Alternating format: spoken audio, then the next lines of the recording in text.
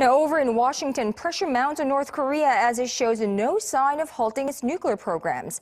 This time, the U.S. House of Representatives passed a bill that will again blacklist North Korea as a sponsor of terrorism. Connie Kim reports.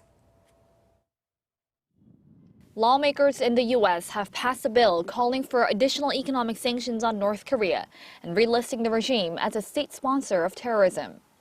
The House of Representatives passed the Department of State Operations Authorization and Embassy Security Act on Monday. The act imposes sanctions on hidden North Korean assets around the world and puts Pyongyang back on the list of state sponsors of terrorism. It also says that the United States will only agree to dialogue with North Korea on the premise that the regime agrees to give up its nuclear weapons program.